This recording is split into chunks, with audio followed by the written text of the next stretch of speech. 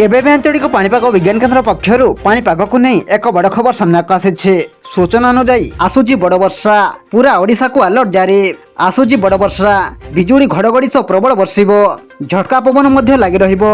आजि पई पूरा ओडिशा को अलर्ट जारी करछि पाणीपाग विभाग। सेहिपरि 23 जिला को ऑरेंज अलर्ट जारी करा जायछि। एहा सहित 23 जिला मध्यरु केन्दुझर, कंधमाल एवं कोरापुट रे प्रबल वर्षा संभावना रहिछि। एहा सहित 7टी जिला को येलो अलर्ट जारी करा जायछि। तेबे आसंतु नजर पकाइबा बिजुली घड़घड़ी सहित प्रबल अति प्रबल वर्षा हबार संभावना रही एवं केउ केउ जिला को अलर्ट जारी करिछि आम भुवनेश्वर स्थित आंचलिक पाणीपाग विभाग। से नहीं वीडियो रे संपूर्ण अपडेट जानिबा, किंतु ता पूर्वरु वीडियो को गोटे लाइक करंतु एवं वीडियोटी को आपण मानको सांगसाथी मानको बहु मात्रा रे शेयर करंतु।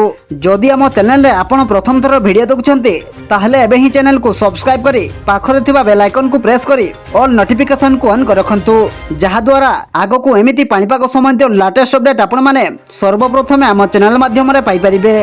पाणीपाग विभाग पक्षरु प्रकाशित रिपोर्ट अनुसार यही जिला गुड़िकर हालुकारू मध्यम धरणर वर्षा होई पारे।